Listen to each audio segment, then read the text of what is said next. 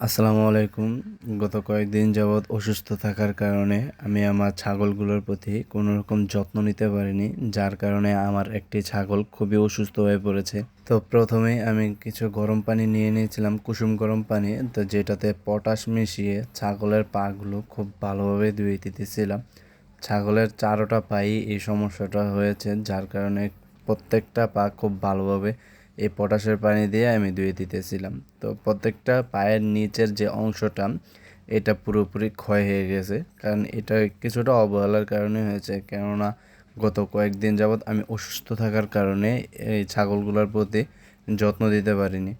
তো যাই হোক, ছাগলের পাগুলো ধুয়ে ভালোভাবে প্রোভিসেপ যে লিকুইড আছে ওই লিকুইড দিয়ে এই ছাগলের পায়ে খুব সুন্দরভাবে লাগিয়ে দিতেছিলাম। কেননা এই প্রোভিসিভটা হচ্ছে একটা অ্যান্টিবায়োটিক, বা এটা আপনার ছাগল গরুর ঘা শুকাতে সাহায্য করে, বা কাটাছেঁড়া বা যেসব জায়গায় আপনার এই জীবাণু হয় ওই সব জায়গাতে এটা লাগালে ওই জীবাণু হওয়ার চান্স খুব কম থাকে, আর কাটাগুলো শুকাতে খুব দ্রুত সাহায্য করে।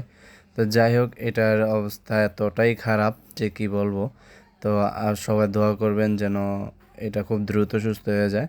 প্রোভিসেপ লিকুইডটা ব্যবহার করার পর আমি এটাতে জিয়ারলথ পাতার রস বা এই পাতারও আপনার ঘা শুকাতে খুব দ্রুত কার্যকর, এটা মানুষের জন্য খুব উপকারী।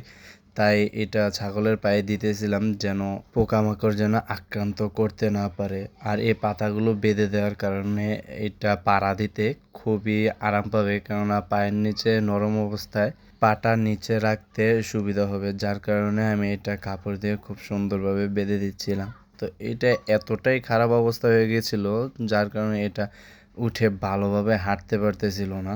এই প্রোভিসেপ লিকুইডটা ব্যবহার করার কারণে জ্বালাপোড়া করতেছিল, যার কারণে এটা অনেক কাঁপাকাঁপি করতেছিল। তো যাই হোক, এই ছাগলটাকে আমি ঠিকঠাক মতো চিকিৎসা করে এটাকে ঘরে বেঁধে দিতেছিলাম শুকনো জায়গায়, যেন ভিজা জায়গায় পায়ে আর কোনো রকম ক্ষতি না করে। তো এটাতে আমি অন্য আরেকটা চিকিৎসা দিলাম যেটা হচ্ছে ন্যাপথারগুলি, ওইটা আপাতত আমার কাছে না থাকার কারণে এই প্রাথমিক পর্যায়ে প্রোভিসেপ মলম দিয়ে আমি এই চিকিৎসাটা দিয়েছি। তো ইনশাআল্লাহ নেক্সটে আমি দেখানোর চেষ্টা করব এই ন্যাপথারগুলি গায়ে কীভাবে ব্যবহার করতে হয়, তা আমি দেখানোর চেষ্টা করব। তো অবশিষ্ট যে আমার পানিগুলো ছিল পটাশ দেওয়া, ওই পানিগুলো দিয়ে আমি বাকি ছাগলের পাগুলো ধুয়ে দিতেছিলাম। কেননা একটি ছাগল থেকে যদি আরেকটি ছাগল এই রোগটা পেয়ে যায় তাহলে অনেক ক্ষতি হওয়ার সম্ভাবনা থাকবে। তাই খুব সুন্দরভাবে আমি এই ছাগলগুলোর পাগুলো ধুয়ে দিতেছিলাম। তো সকলে আমার ছাগলগুলোর জন্য দোয়া করবেন যেন খুব দ্রুত এই ছাগলটা সুস্থ হয়ে যায়। আসসালামু আলাইকুম।